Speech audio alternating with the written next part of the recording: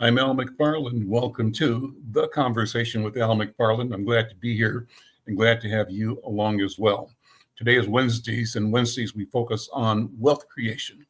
As part of the process of healing our community, how do we build wealth?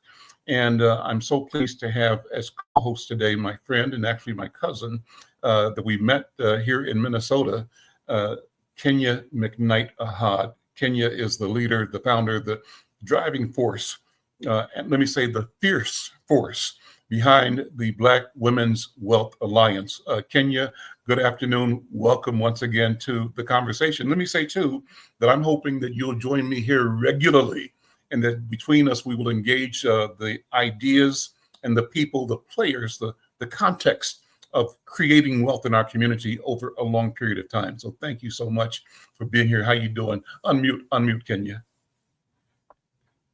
Good afternoon. I am doing well. Thank you, Al. How are you? I am super, excellent, absolutely marvelous. I'm excited. And I'm excited because even though we are facing challenging and uncertain times, I look at this as a time of opportunity, a time for us to sharpen our vision and rely on our skill and understand the resources that we have and that we are for each other and for the future. And so that's why I'm excited. So tell me how you doing. Look, I am good. I'm good. I'm well. I'm gonna say that I'm well.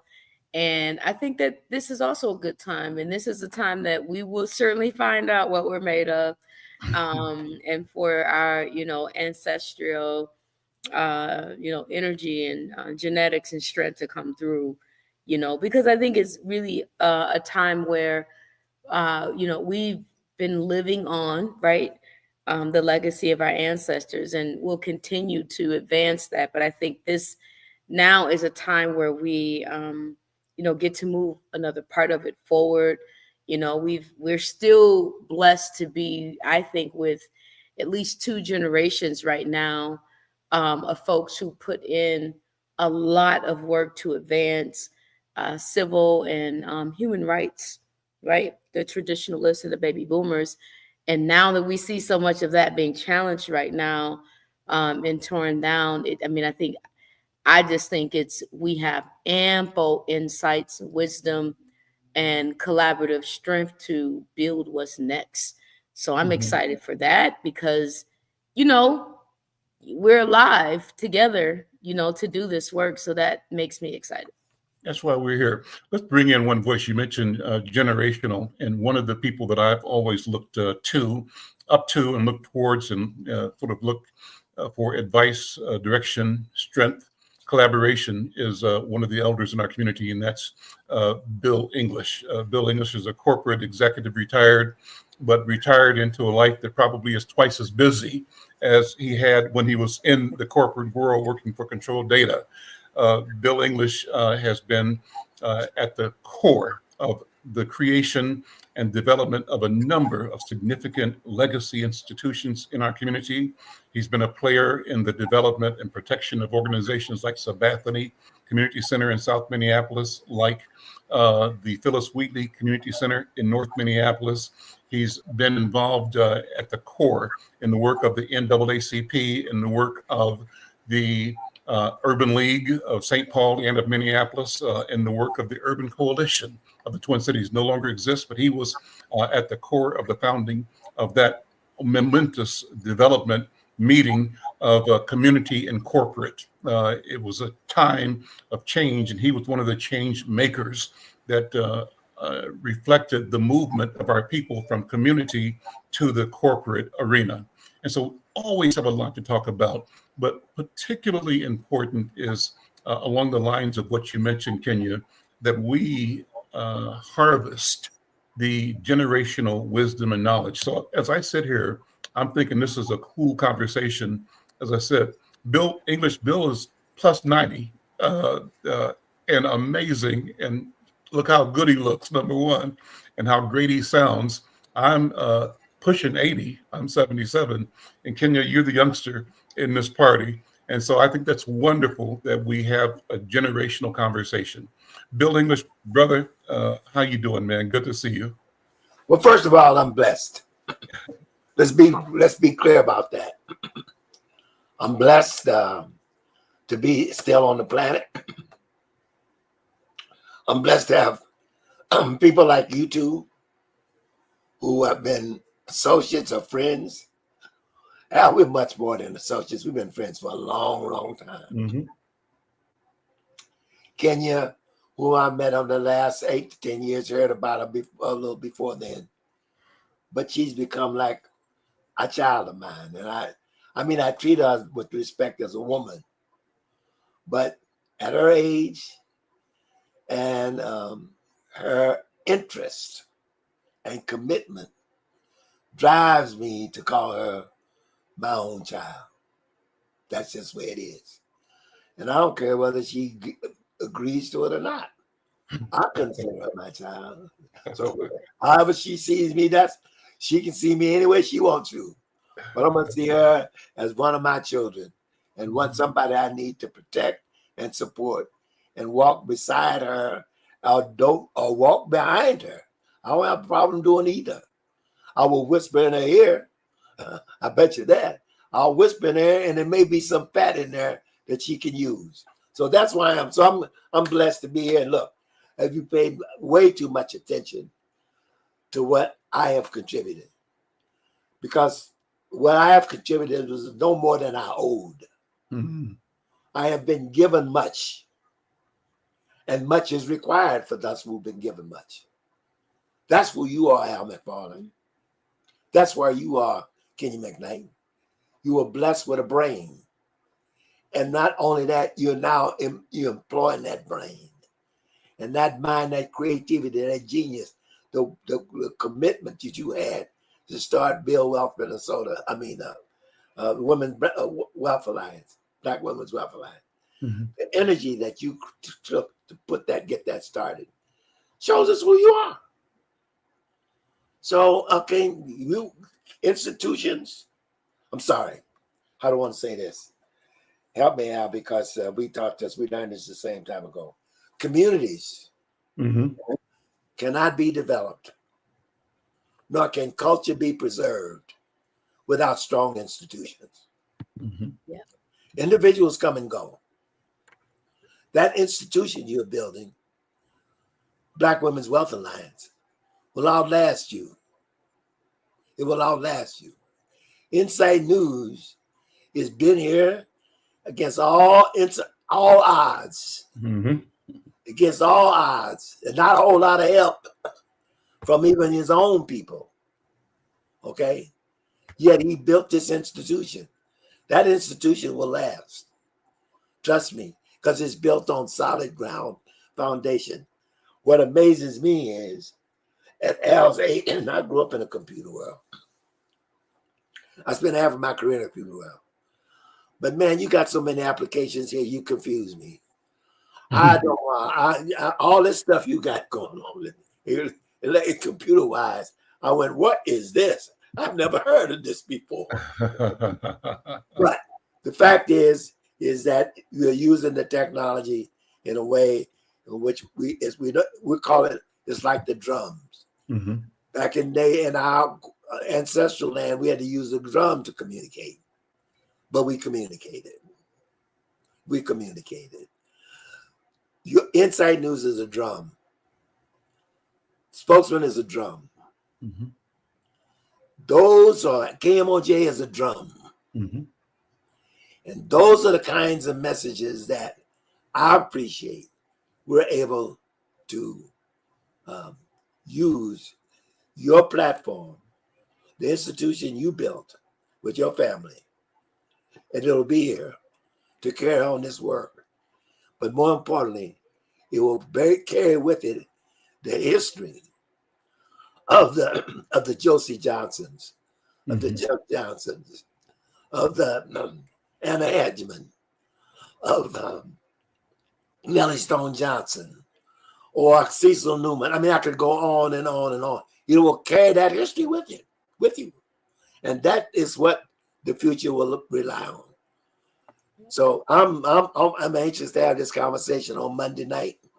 I took some liberties that I probably shouldn't have taken, But I was once told by my boss, a good man, a good white man.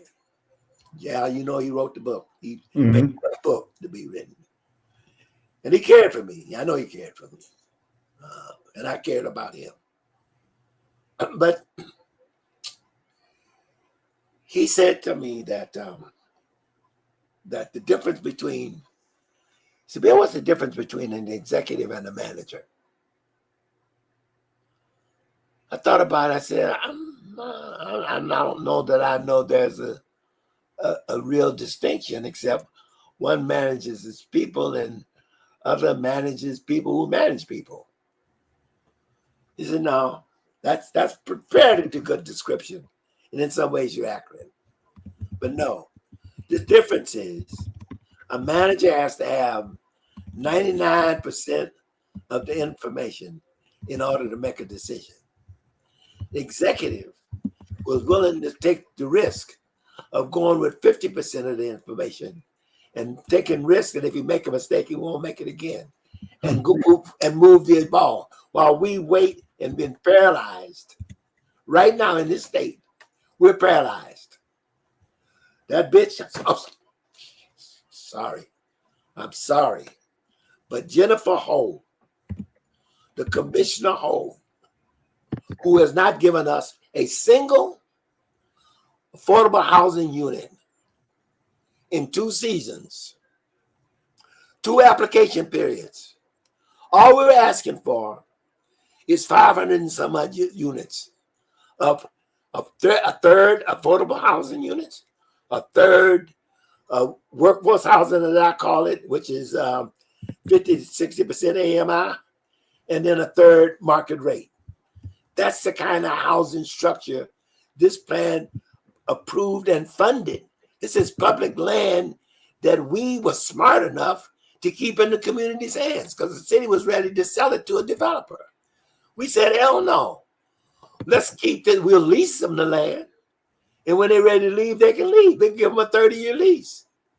But when they leave, they leave. We own the building. We'll sell it or we'll buy it or whatever it is. But the community stays, the land stays in the community's hands. We knew that side of the river, that beautiful spot, would be something that everybody would be relishing once the city tore it down and cleared the land and public utilities are in.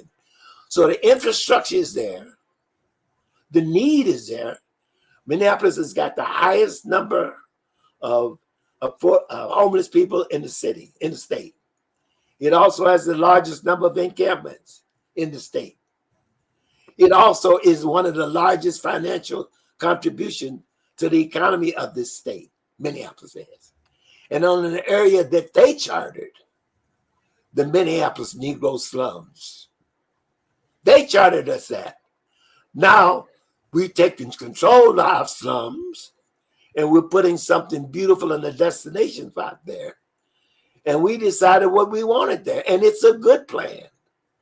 I would ask anybody, look at that plan and tell me it doesn't make sense. And what it will do. Let me give some context, Bill, and thank you for opening this conversation up. I want to let people know that we're talking about a community-wide meeting. I put the graphic up. It's an ad in the current issue of Insight News, but Bill and his colleagues with the Northside Job Creation Team, NJCT, and the African Community Development Corporation and other stakeholders are calling for a community-wide meeting to happen this Monday, March 24th, 6 to 8 p.m. right here in North Minneapolis at the North Point Wellness Conference Room. That's in the 4th floor of the Thor building on Plymouth and Penn. And the meeting is to call attention to the question that Bill is talking about now. He raises a question, what does it take to add 500 units of mixed income housing in North Minneapolis's Upper Harbor project? I'm going to ask you to digress a little bit and talk about the Upper Harbor project. It's a significant development, one of the major developments for our city in the past generation. I think it eclipses the massive development that we know as Heritage Park. Heritage Park, by background, used to be the so-called slums, the block, the hood, Sumner Olson housing and Glenwood housing segregated public housing that out of the 30s and 40s and beyond, the city placed poor people in general, Black people and Native people in particular, and they segregated the Black and whites into different elements of the public housing community. And at one point in time, as those communities grew and became larger than the capacity of the units, they built housing in North Minneapolis in the area that's now called the Upper Harbor area. And you refer to that as an area designated as a Negro slum, or what's the right word for it? You'll come back to that. Well, So the city of Minneapolis, if I can, Al, go ahead, jump in. the entire north side was designated Negro slum by the original maps of the city of Minneapolis. Like, it was designed as a slum for African American people, I think. And so I think that's what Bill is really building on as part of his statement. Yeah, Awesome. well, look, there's no genius here on my part.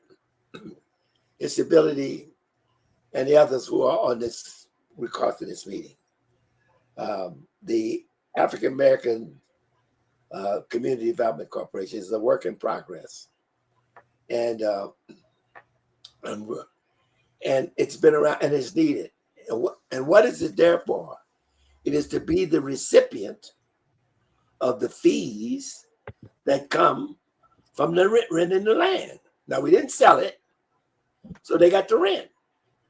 Those fees were get by the city, was guaranteed to go back into the community and help people, businesses get established, provide housing, the amphitheater there. We're going to have people, a community board that decides what X number of pop programming guaranteed that our community will have every year of that at that amphitheater.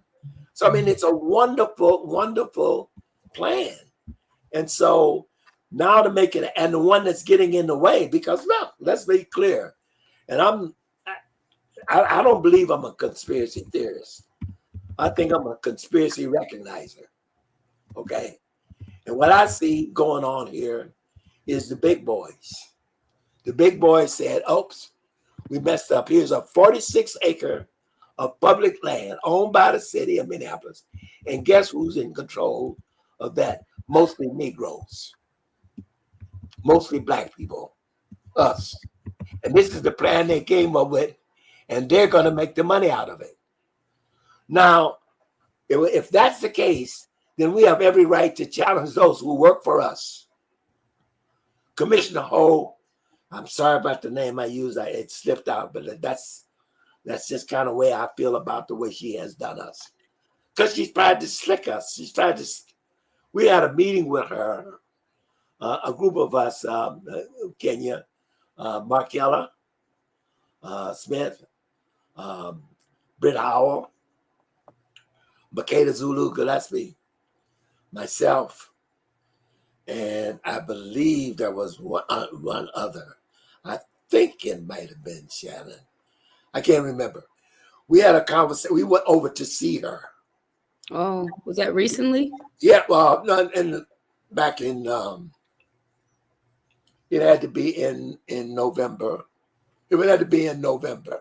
Okay. In early November, we went to see her because we realized they were getting ready to announce a new round of awardees for units. And just for clarity, Bill, Commissioner Ho is commissioner of Minnesota Housing Finance Agency. So it's a big agency, big responsibility, and a lot of resources. So go ahead. Exactly. And so we went to see her just to find out what was the criteria that they decided that someone that they rated as the #1 plan from United Properties and Devin George, the best plan, and that plan is what we described, you've seen before, and that plan has got no units. So we went to see her. What was the criteria she was using when we got all of these disparities that I just mentioned? And she told us, well, I can't talk to you right now. I said, what? She said, well, you got an application in for this year. And so we won't make that decision until December. So after December, we can talk to you. So I said, okay. Now she kind of slicked me, Al. Yeah, she slicked me. Because she's trying to imply that, Bill, you're being impatient. Just, Bill, don't worry. This time around, we're going to take care of you. She got to say, who knows what the decision will be the next time. So I thought maybe she's trying to send me a message. But you know me, I don't trust them. So when the December list came out, I thought, oh, hell no. Now here we go again. So that's when I said to her, no, we're not going to have no more private meetings. You work for us. You come into our community and you tell our community why we don't deserve some units of affordable and workforce housing. Why?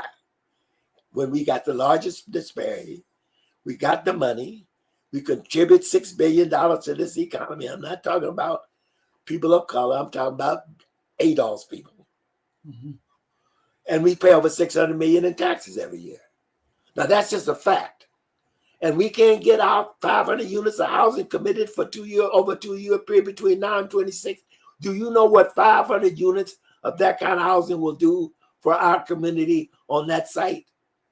And just next to it, just north of it, adjacent to it, is going to be the great new Mississippi Regional Park. That's what's next to it. So think about that and think about what that will do for our beloved community. So I'm excited because it's an opportunity for us to come together as a community. And I stand to be blamed because I had that ad placed, and I didn't ask nobody. I said, I'll take the risk. I'm going to pay for it. I'll take the ad. If I have to pay for it, he's giving me a discount. I'll figure out a way to pay for it. And he's patient with me to get it. And I believe people will help me. But if they don't, I'll pay for it. He got the best discount. And we need our news media to have paid advertising. So I can't go to him. He would run it for free if I'd ask him. But I said, no, I'm not going to ask you to do that. You do too much for free now. So that's where I am, Kenya. And so I'll be glad to explain it to the group. Matter of fact, I got a call in to Keith Baker to let him know the letter you all saw is and signed on to is gone. It's gone out. And it's gone out to all kinds of people. And the ad is going to be getting other people. We're on this show, going to be on Al Flowers' show on Sunday. We're going to talk to him on Sunday just before the meeting and get him out there. We're going to go to our churches. We're going to go to our churches as soon as this meeting is over to demand that we keep the pressure on. And Tim Walz, who now wants to be president with his plaid shirt wearing butt, going to become president. He's running around the country doing town halls for the Democratic Party. And at home, we got a budget deficit. They want to steal the money from affordable housing now to satisfy our budget deficit. And guess who will end up on the short stick again unless we make some noise. But as long as he has this interest in being a national figure, let's take advantage of him. Let's call him. Say, come do a town hall here, bro. Come on over to North Minneapolis and do a town hall. Well, Bill, has Jennifer Ho, has Commissioner Ho agreed to be at the town hall on Monday? Oh, yeah. She and her team. Okay, so great. So there'll be a rich discussion. And I've invited Senator Champion, who's very much aware of it. I went to him first, let him know. He's going to try to be there. I'm inviting the governor and the mayor will be there. So I'm inviting them all. Whether they show up or not, it's on them. Because after that, if he doesn't show up, then we're going to call him and a public call for him to come come to our community to have a town hall. If he can go to Iowa and have one, he can have one in our community. And hear about all the issues. So that's kind of where I am. That's great. Thank you for the information. I want to come back and have you give us more background on what the Upper Harbor is. I mentioned that it's one of the major development activities for North Minneapolis in history.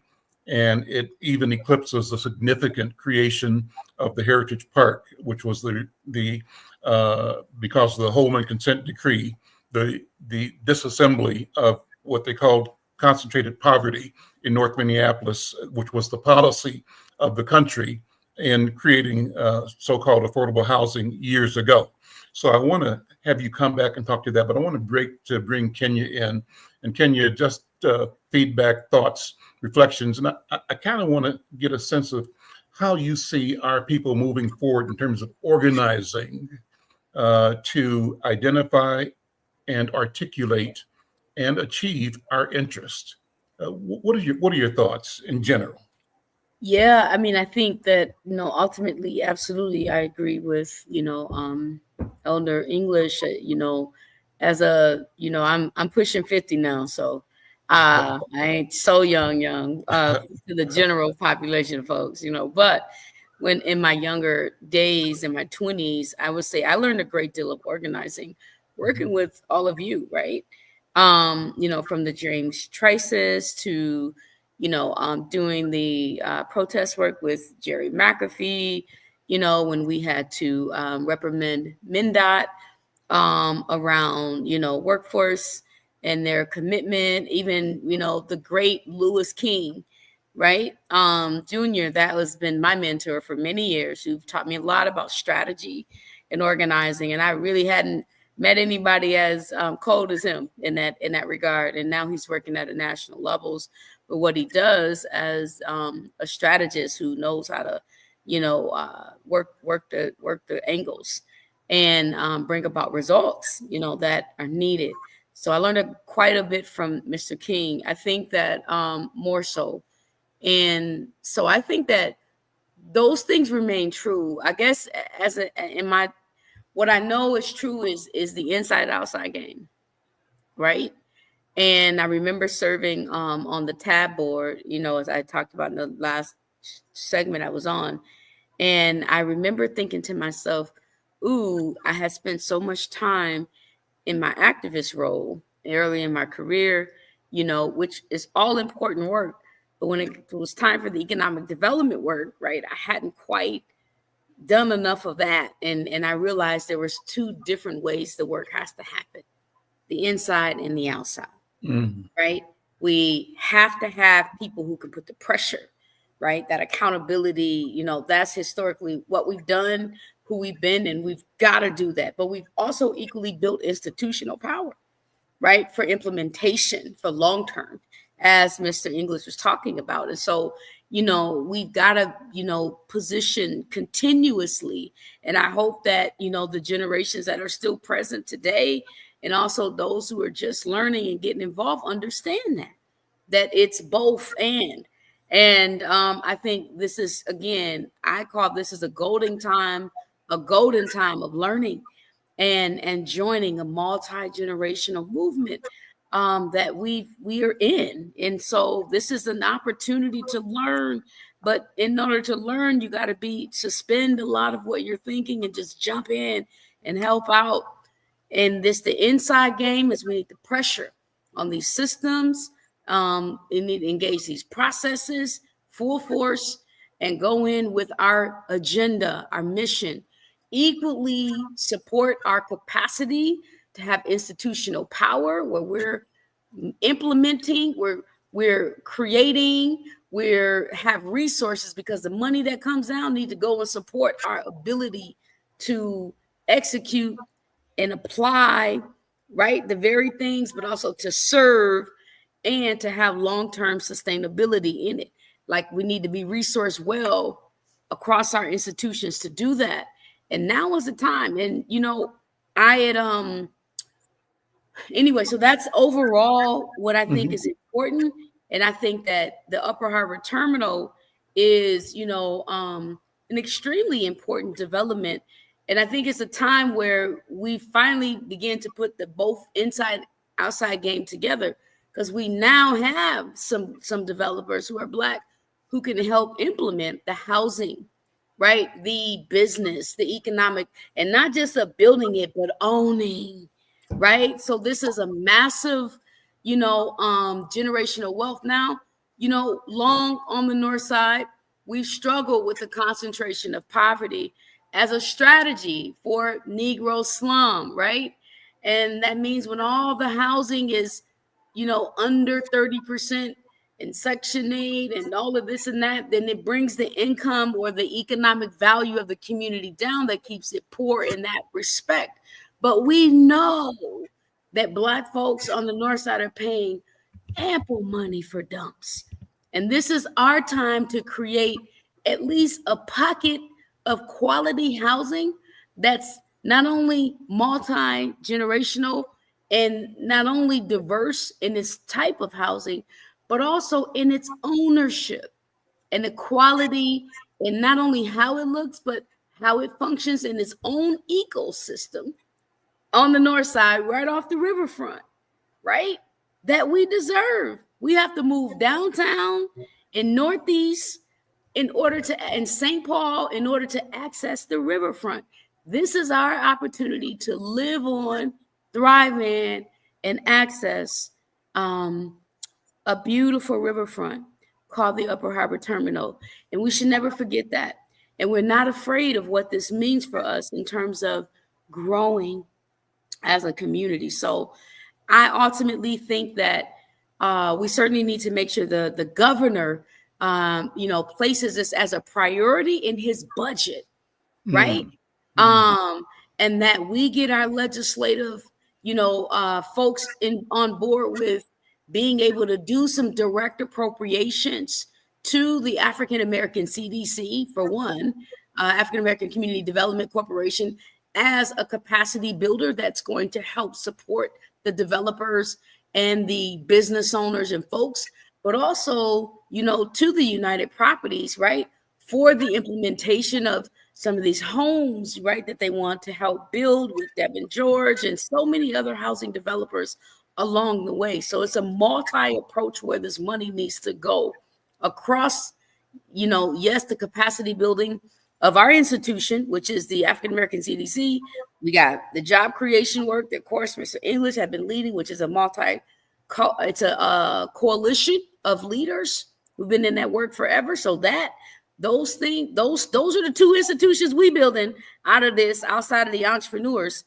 And United Properties, they've been a great partner, taking on this big dormant space that's been dormant for years, and they don't have a lot of economic benefit they're going to get from it other than seeing this part of the city thrive. They're making an investment that we say we want, and we need good partners to do it, because our government, this isn't what government do. Government need private partners to do this work. They're the big private player, right? And don't forget the United Properties is, the Polad family, right? So we're talking about the folks who own the Minnesota Twins, the folks who do, who own the Polad Foundation, a wealthy family that owns the Four Seasons hotels, right? They've making investments across our state because they care about Minnesota and its viability. And now they're doing this on the north side. And we shouldn't expect them to just use all their money. We need the government to step up and help out, as they have done it, to build out North Loop, right? To build out the east part of Hennepin and other communities. This is not a foreign concept. This is exactly what the state of Minnesota did. And they did it by the hundreds of millions of dollars to build North Loop, because it was a plan of our city and a priority of the governor. Matter of fact, Sharon Sells Belton, the first Black mayor of Minneapolis, and if I'm not mistaken, the only Black mayor we've had, and woman mayor, first woman mayor, she created the plan for North Loop, right? Yeah. And it was her brilliance that created that, because our city was going to die if we didn't. And we're saying that now we follow her lead and we created a plan for the Upper Harbor Terminal. Okay. And so we like, for our state, we like Met Council. We got the Livable Cities grants. We want our county, our city, our county, our regional government, which is Met Council, as well as our state. We want all 4 branches of our government to invest in this for the future and the current prosperity and generational wealth of North Minneapolis, which is directly linked to foundational Black Americans. You are so right. But let's talk about now actions. Look, it is clear we're singing to the choir. Okay. What it is, I mean, we are three, like there's nothing you said that any of us disagree with. Okay. Now the question is, how do we activate it? So Kenya, I'm going to say this to you. You're going to have to be willing to chastise me or to support me. When I go back to the group, and said I sent the letter out. I didn't wait for you all to approve the draft. I gave you a chance to look at it. Only 2 people responded. So the letter is what it is now. So when they jump all over me for saying, I said, I made a mistake. I won't do it again. But I knew I had to get that letter out. I couldn't wait because there's a whole bunch of people who participated in that process, Kenya. And I got the list of all of those CPC members, all 40, 50 of them, got this letter saying, show up, your plan is being destroyed by Jennifer O and big developers. What you plan for is not going to happen unless you come and demand that they honor their commitment. And so I sent that letter out. I sent it on behalf of myself and all of us who signed that letter. We all did an e-signature, Kenya. So when they jump all over me, I'm gonna need somebody to help get them 9. Well, I think that it's not just about they thank you for jumping out there and for really your leadership and even really and see this is what I'm talking about. See, having an agenda, but also understanding the importance of your agenda and making sure that agenda is rooted in the people, the impact with some deep purpose that's going to last through generations, right? That's something that we can't lose, right? And while a lot of us all care about this project, we all got so much going on. If you hadn't put this back in front of our face to say, we will not let you off the hook for disinvesting or not investing in housing on the north side, we would have been moved on with everything else we have going on because we got so many things we doing. And so it takes for folks being willing to stand in the ranks to say, well, wait a minute, right here. And being able to bring others along, and so when we talk about leadership and when we talk about, all these different issues, we got to know that it takes this kind of a movement and strategy as a leader, right? Somebody's got to be focused on, like we all got things going on, but you don't need to wait for the whole coalition to be like, let's make a movement. No, you, one voice, a big anchor in our community too, who understands the importance of this and how to move it, right? Who people know and respect also, right? All these leaders in these institutions know Mr. English, and it's helpful. It's helpful to have built those relationships, but also the awareness because they have to respond differently, right? The commissioner's not looking at it, responding to every email she gets, right? No, but and so there's some power to that and accountability to it because what she also knows is that we're coming with you. That's the key. Right there. You understood. She actually tried to play me. Al, can you, I know you come from Rockford, right? Or Rock Island, which one? Rockford or Rock Island? Kenya? Rockford or Rock Island? Where, what? You originally from Rockford? Oh, Kankakee. Kankakee, KKK. I know where you was going with Illinois. Not correct. Kankakee. Okay, I'm sorry. Kankakee. Yeah, I'm sorry. Kankakee used to have they had some white boys who could play some basketball, man. They won the state championship so many times and whooped our butts. But they did play. I forgot Kankakee. But you from East St. Louis. East St. Louis, Illinois. Yeah, right. Anyway, what I'm trying to say here is this: as we move forward now, it is critical that we do two things. And number one, we show her we're not going to go away. And the more you shine light on them, the more they try to hide. So let's shine the light on them and watch the rat scurry. And just help them understand, my diplomacy is, I'm just a little different, but help them understand the value and the importance of, these issues in our community beyond the work they're doing, because the Minnesota, Housing Finance Agency is doing other great work, right? They're getting out. I'm looking at an RFP in my email right now for single family housing development. They're getting money out for other things, and that's great. We want them to keep doing that. But we also really care a lot about the work that, we've outlined and we want them to invest in. And our job is to help her make sure she understands our interests, our priority, and why this is important to us, and the role that the state can play. So, Bill, the question that the layperson would have is, why is a no-brainer in the sense that you've got multiple parties at the table, private and public. You have the city of Minneapolis. I think the county is on board. Why is there reticence? Why is there hesitation by the commissioner in the state? And particularly because we've so clearly defined the problem and the opportunity.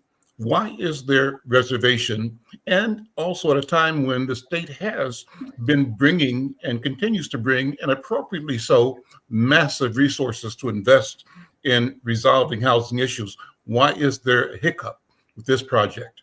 We had an $18 billion surplus. We had an $18 billion surplus. That's when this money was all put aside. Now they're projecting they may have a deficit. They're going to come back and try to steal that money. Watch. I know. Yeah. I know them well. So that's why we got to keep the heat on and say, oh, no. This time we're not going to be shortchanged. Boy, if you ever want to make a serious run for president, you're going to have to show us something. And we'll say that in a very nice way. But I'm also saying to him, you can't get out there and not expect us to tell the world you can't win a national election. You can't. We take the Senate and the House in DC without us in 2026. You cannot do it without our vote. So make sure they're all running. Okay. So if you want to run for something, boy, you better know that we're going here to tell the truth about you to everybody else. So that I think that this is also one of those dangers a danger we have with like so many different groups, right? I remember the governor's diversity work and how they organized a group of people. And I think when Black folks, to come up with a plan for African Americans in the state or whatever to give insight, and while that's a great noble effort, and we have so many different groups like that. And I think that, the only question in my mind or thought maybe is that maybe the governor prioritized the folks that they organized, right, and their ideas. But what people often forget, while there's Black folks throughout the state of Minnesota, the anchor ship is North Side. Yeah. And it will always be, as long as we're concentrated here at the highest percentage in any place, no matter where else we live. And this is greatly defined and known as Black land in Minnesota. And so if we're not doing the work here, recognizing that we need it everywhere, St. Paul, Brooklyn Center, Brooklyn Park, everywhere we are, the suburbs, because we live everywhere. But this is our anchor, always has been. And when things happen here, it frees and open it up to happen in other places. And I think that while the state might feel good about the Black people they've hired, the other initiatives they're doing, the support, I'm just saying, as not that I believe that it's the right thing, but sometimes they get, people get so focused on the little things they're doing and say that we're making stride because we've done this and done that. But the benchmark by the real stride and deeper investment is going to be by what happens over north, and the impact that has on Black people, even in East St. Paul. It's very similar, right? But anyways, I just want to say that, like, for them not to get so full on themselves about all these other great things they're doing and all these groups and all these people that they can talk to. And the other part is, I think, part of the slight, and I don't know because I wasn't a part of all the inner workings of the Upper Harbor Terminal outside of my work as a board member for the African American Community Development Corporation, which Bill and I serve on that, and Mr. English is a founder of it. I came along in the second wave of folks in that group, but that said, I don't know that United Properties had a strong community front with them along this legislative process. They went in last year trying to get resources. So how we stand alongside them in this next phase, as well as with the entrepreneurs and helping the legislator and the housing folks and the governor understand that this is not their plan. This is our plan. They're partners of ours. And I think that it went different the first time. It went as their plan. And, folks are going to look at them like, well, you're wealthy, you got money, and they're going to be less interested. But when they know it's our plan and they're partners, that's different.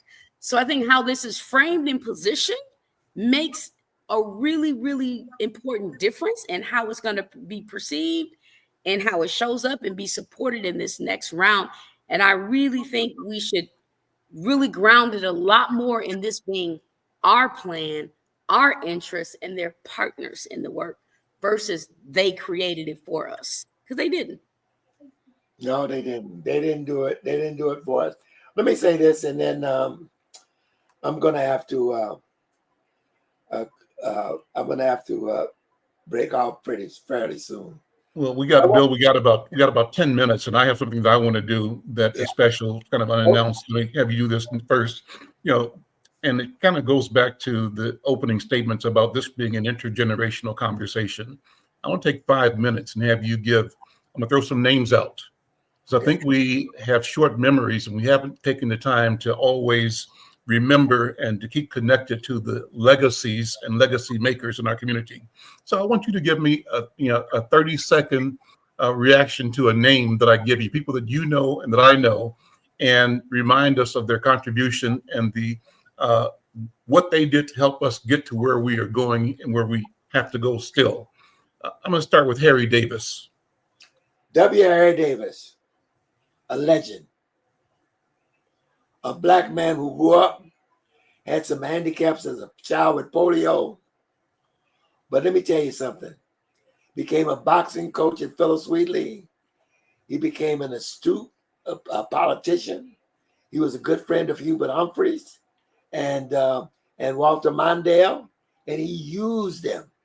He used them to get what he needed.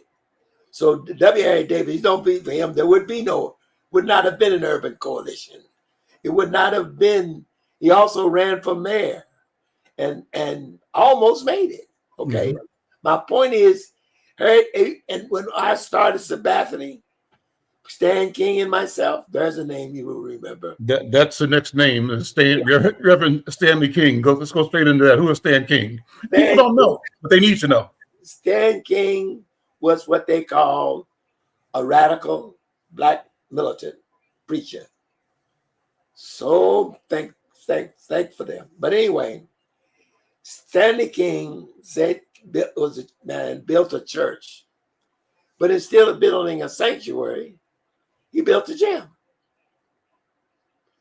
And he built a 2-lane bowling alley, 2 bowling alleys, and bought the house on either side of his church.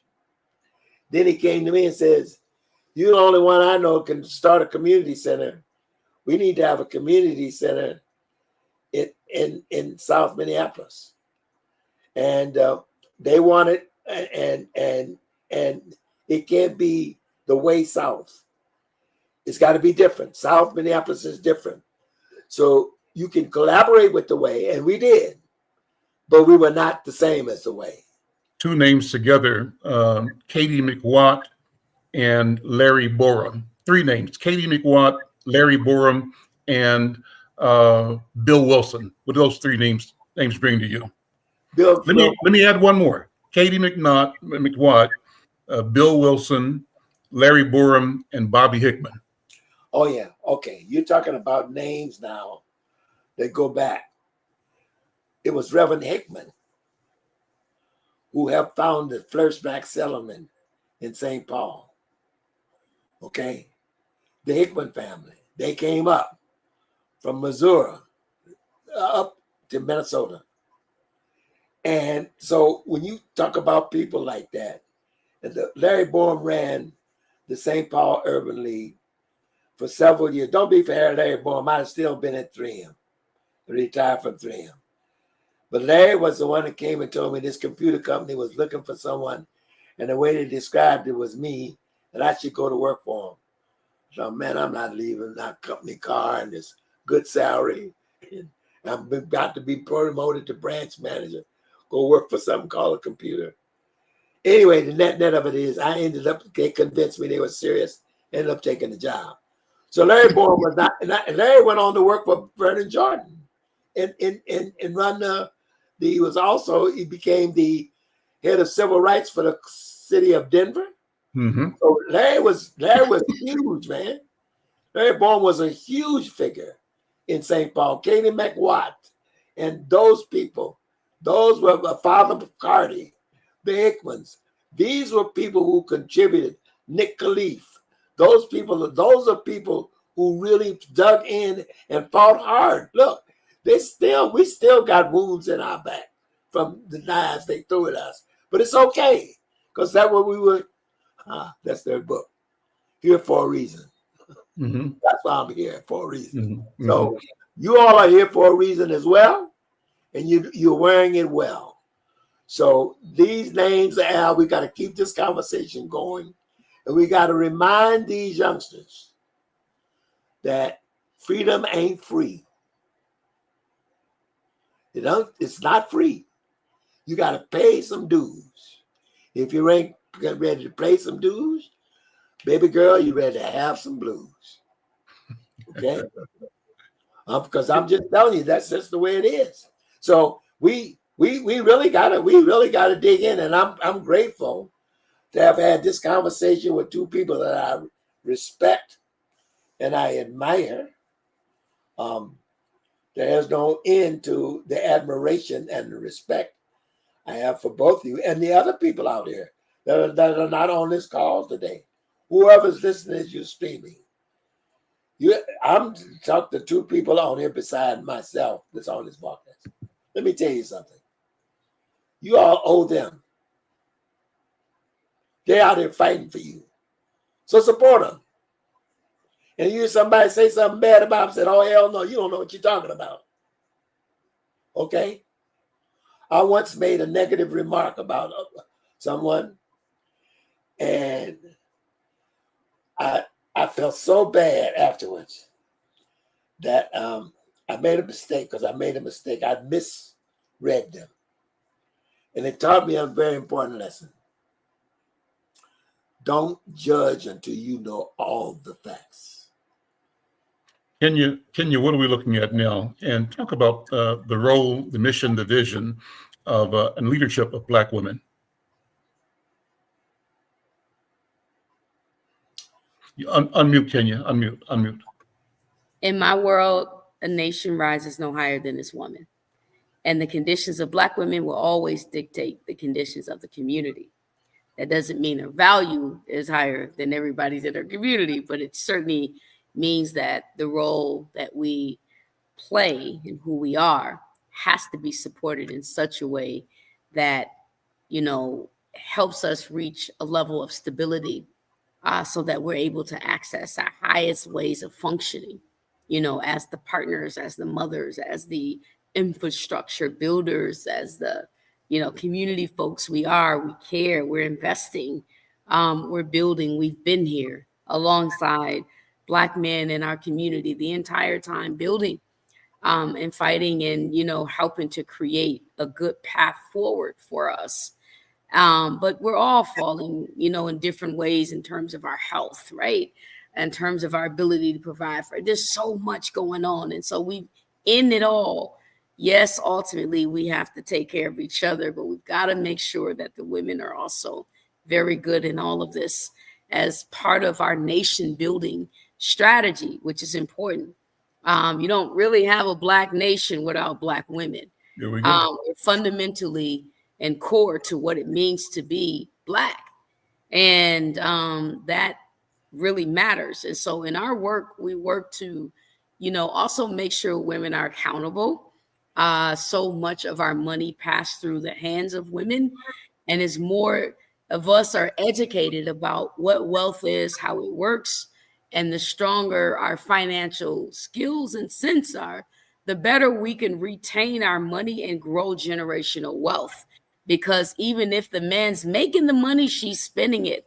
So our ability to make sure she has information, skills, knowledge, and understand the larger agenda of how we grow wealth is important, because she'll make those investments. So, to teach a woman is to teach a nation.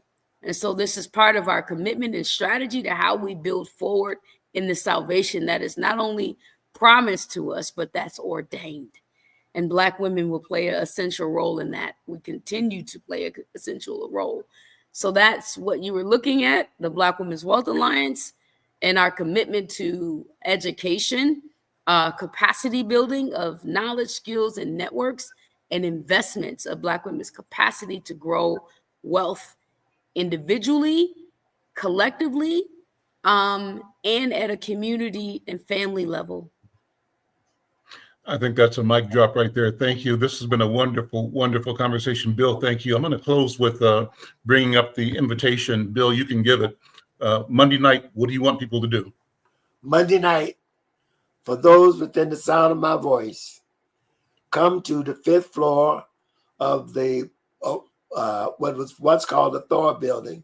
It's now called the 1256 building at North Point Health and Wellness Administrative Building, so to speak. There are other organizations there as well, but it's on the 5th floor, and it'll be available. We will be meeting, and she will be there from 6 to 8, making a presentation. We'll have a panel of people involved in housing and wealth, and I will ask anyone, the smart people in the room, they will hear what she has to say. They will have it set up for them as to what the issues are. And then don't worry, the meeting will up, and with you moderating it now, it'll be done well. We don't bring it there. We're not bringing it there to treat her in a hostile manner. We will be diplomatic. We will be firm. We will stay true to our principle. But we're not going to have her insulted or offended. No, we can't do that. That's not who we are. We're going to treat her with the same level of respect that we demand. That's right. And we demanded you come here. You came. So now we're going to treat you as a guest. But you got to hear our voice, and we expect you. You work for us. Mm-hmm. Don't get it twisted. You don't work for the governor. You don't work for the state. You work for us because we pay your salary. Bill, thank you so much. Again, the event is Monday, March 24th, 6 to 8 p.m. at the Thor building, the 1256 building on the corner of Plymouth and Penn. Show up and raise your voice, raise the question, be part of creating the answer. I'm Al McFarlane. This is The Conversation with Al McFarlane, my co-host, Kenya McKnight. Join us again next time. We'll see you. Take care. Bye-bye.